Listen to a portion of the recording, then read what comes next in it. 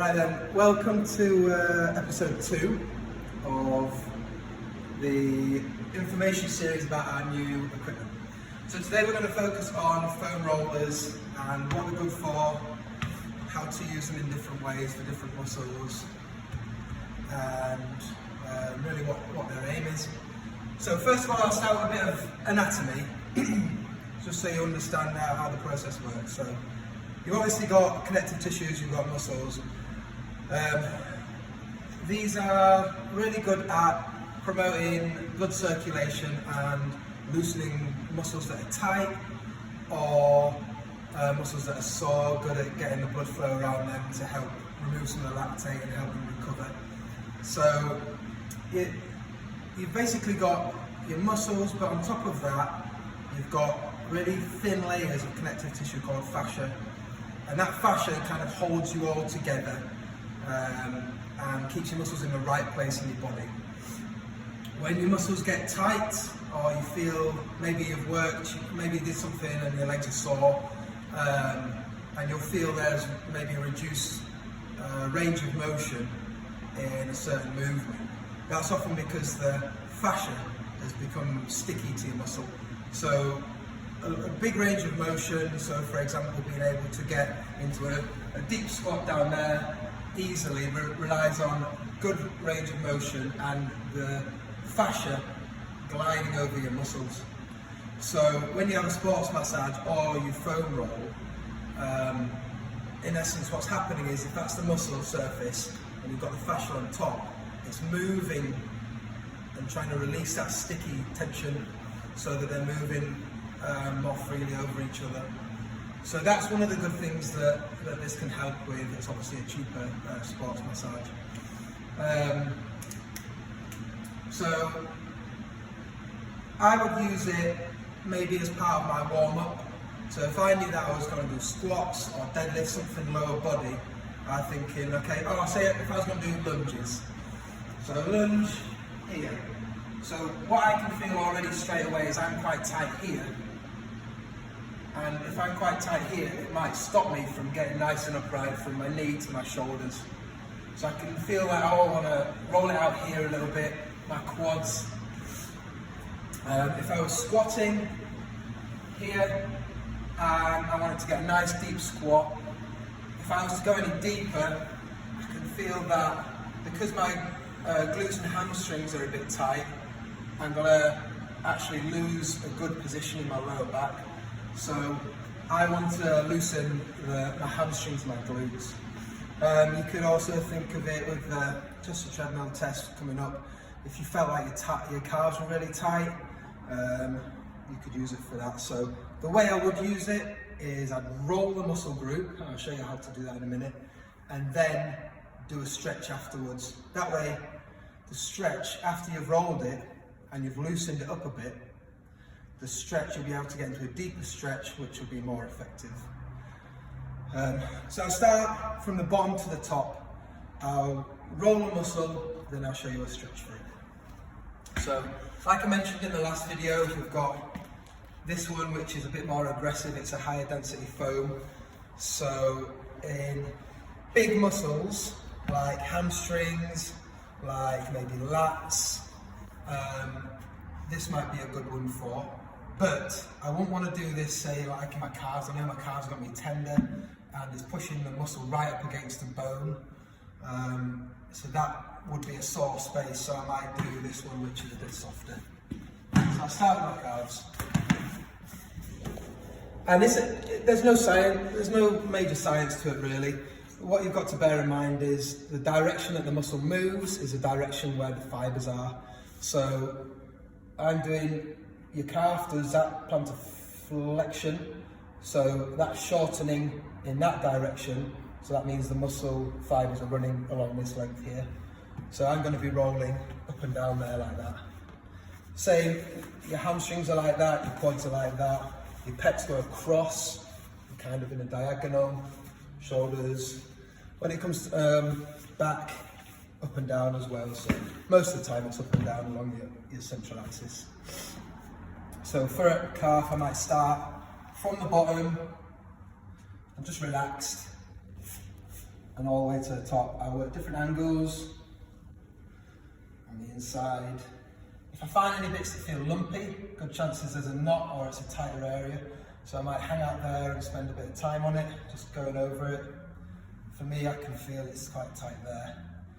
And that's all right, that's not really, it's a little bit uncomfortable, but I think I could put a bit more pressure on so I can lift my foot up, a bit more weight on it, or I could transfer over to that one as well. So spending maybe a couple of minutes on a muscle, 1 to 2 minutes I would say. Imagine I've done 1 to 2 minutes. And then for that muscle group, a good calf stretch is really keeping my heel down and then just bringing my knee as far forward over. You can either keep your knee straight or you can bend your knee and you get a bit lower into your calf. So like that. Okay, and again the stretches, don't bounce in and out of them. Just move into the stretch where you feel it's tight, your end range of motion, and just hang out there. When you're rolling, when you're stretching, good thing to focus on is your breathing. So as it starts, you maybe get deep into the muscle and it starts to be a bit tender. If you think of nice slow breathing, it will help your body relax, it will help that muscle relax. So initially when you start stretching it or you start rolling out or stretching it, the muscle, as it feels a bit sore, might tense up a little bit. And if you breathe through it slowly, it will help relax it, you'll get deeper into the muscle and you'll make more changes. So that's calf. I'll show you hamstrings. So I'm using the denser one because it's a bigger muscle and you're not, because there's a bigger muscle like that, when you press it, you're not pinning a thin bit of muscle to a bone, so it's not sore. So again, working angles. I wouldn't go too much on the outside of your leg. You've got a massive ligament that goes down here, connective tissues that don't really respond well to rolling or deep massage.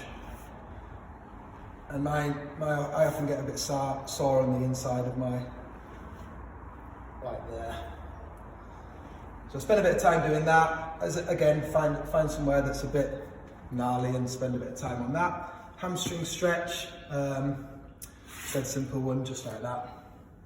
If you can't reach your foot to pull that back, you can just put your hands under your calf, and then we're thinking of closing this distance, which is lengthening your hamstrings.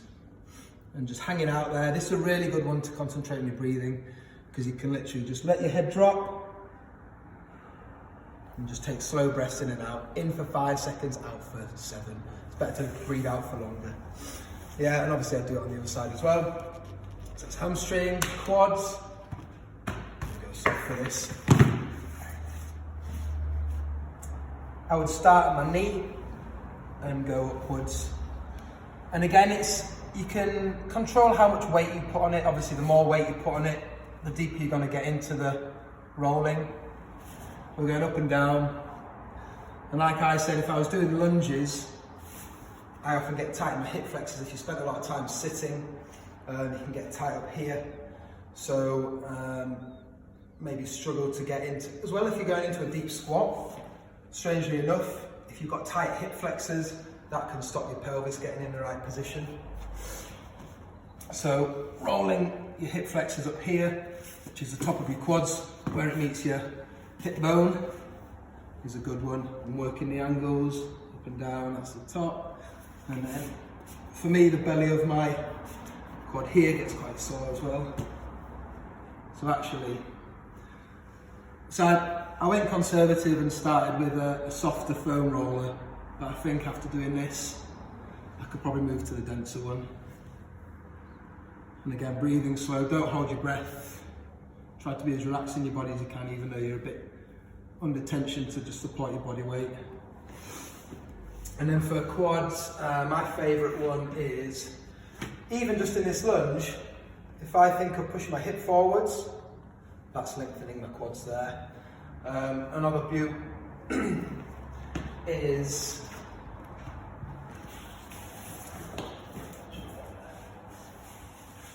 this is quite an aggressive stretch.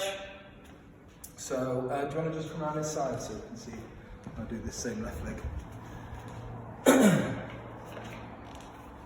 So if I'm doing my left quad, I'll get that. If you're really flexible through here, you might put your knee all the way back there. I'm not. So I'm going to bring it forwards a bit. Put that foot flat. And then from there, I can push my hip forwards and down. And that's really opening up and lengthening my quad. And then if that's all right, I might shuffle it back a bit. And get my foot there again. And then pushing your hip forwards is where you engage into the stretch. And just holding it for 90 seconds, 2 minutes, something like that. So I've done quads, and then you could do lower back. So if anybody ever feels tight around your lower back, then these are great for that. And I'm sure if I threw that to anybody and just roll something, they'd probably go on the lower back. It's quite an intuitive one. So you probably start at your hips and roll. Maybe not directly straight, but at just an angle. If you don't have a lot of muscle mass, going straight on like that, you'll just be knobbling up and down your spine. So going at a bit of an angle, you get your muscles either side of your spine, your erector spinae. So going like that. And it feels good. Bit of time on both sides.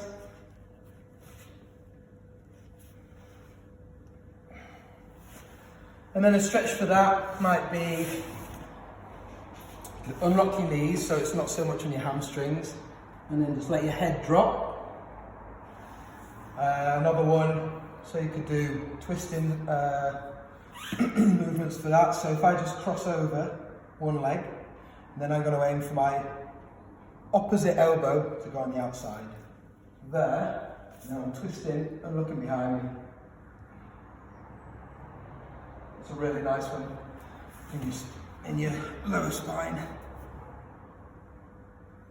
Actually, I feel like in my glutes as well. Oh, I miss glutes.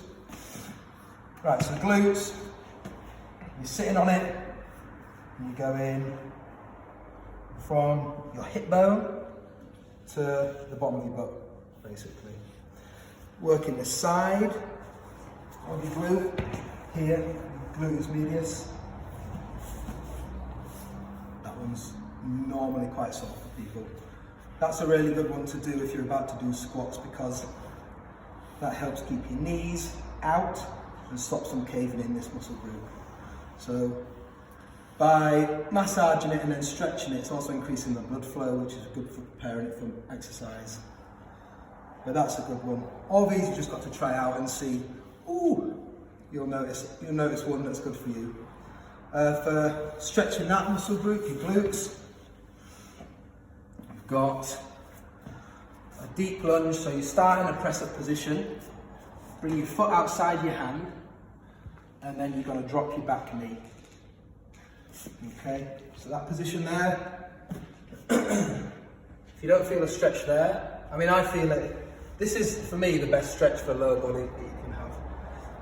I feel it in my quads, I feel it in my hamstring, I feel it in my glutes. And if you're not getting much of a stretch here, you can bring your elbows to the floor, and most people will get a stretch then. Okay. If you want it to go specifically to the outside of your glutes, your glute med, you could do pigeon stretch. So that's from that position, just drop your front leg on its side, heel underneath hip flexor, and then we're going down to the floor. And this is a great one to hang out in as well. And just try and relax. Immediately, like I said before, my glutes were tensing up here to try and protect themselves.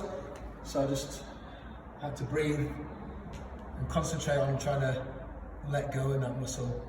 I feel it's tightening up. Okay, so we've done calves, hamstrings, quads, glutes, lower back. So now moving on to lats. So I'm trying to think, lats, obviously using lats for any pulling movement, especially pulling downwards. So if you're doing pull-ups, if you're doing some sort of a row, you're going to be using your lats as a predominant muscle group. Your lats go from bottom of your ribs up up here to shoulder girdle basically. So they do that movement. So the muscle fibers are running down, and there's a huge muscle. Stretching the lats out, or working on the lats, will help in your overhead mobility. So sometimes people's shoulders can be, if you were doing, say if you're doing push press or strict press, and you're one of these people who struggle with shoulder mobility, so you can't bring your arms up here, actually you'll finish more there, a bit forwards. And if you're standing up, that would mean the difference between here and feeling it all through your lower back, and feeling it and finishing the position here, which is where it's stacked down through your body in a more comfortable position. So if you're one of those people, a bit like that, then lats might be a good one for you to roll out. And I think I'll go hardcore. So I'm going to start my bottom rib, my floating ribs, and I'm going to work at about 45 degrees my body upwards to the shoulder blade, to my armpit, a bit flatter on my back. I'm seeing if there's any areas which are a bit tight. I can pull my arm across, which will spread my lat more and expose more to be rolled. Maybe on the inside of my traps as well. In between my spine and my shoulder blade, that bit there. For me, I get tight there. That's very silly. So I'm hugging myself to round my back to expose the muscle so that I'm not just surfing on my shoulder blades. Okay, and anything like this is stretching it. So you could be doing this and pull your shoulder right around. You could do eagle pose, which requires quite a lot of flexibility, but again, it's a good way of spreading your back. A beautiful one for the lats is just in child's pose. Reach forwards and then sit back. Try and keep your hands forwards and lengthening here.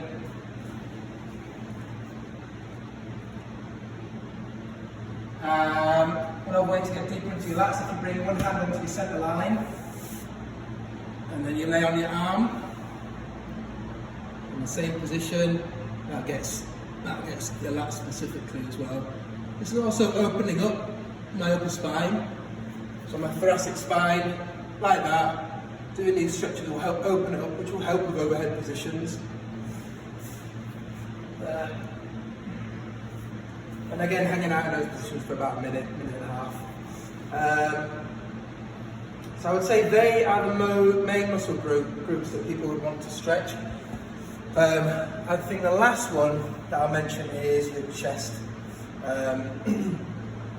You could do this up against the wall, or you could do it laying down. So I'll do it laying down first. I like to use the corner of it, so I can get a bit deeper into my pec. I'm going to lay. Remember I said the muscle acts in this direction, so there's this movement there, pushing, so I'm going to go with the muscle fibres and the roller's going to go across that way. So it's a little bit of an awkward one. I'm going to start in the middle of my chest and roll out. It's just a matter of finding a good angle for you to be able to get deeper into the muscle, into any areas that might be a bit tight. And a really good stretch for your pec, dead simple one, most people will have done it before, is just find out a bit of stationary wall or something. Arms straight up, in a right angle on your elbow, and twisting your body away, so you're lengthening your pec. And then I'm pushing into it a little bit, comfortably.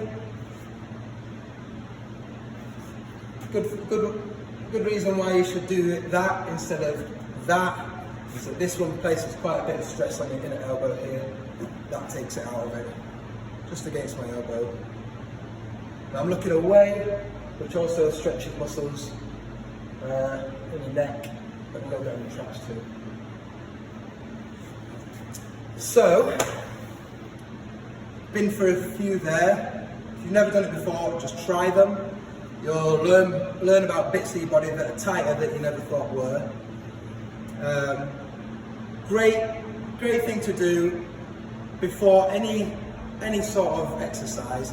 If you think, right, this is going to be at the leg or predominantly quad or chest movement, roll it, a little bit of stretching, and then the third part of your warm-up should be to get some blood flow to it, so light weights at the movement that you're going to be doing, or some sort of preparatory warm-up movement which will simulate what you're going to do for your main work, and that should see you good. So let me know if you want to know any other foam rolling tips for different muscle groups or anything like that, and let me know if you've tried it as well. Alright, see you in the next video.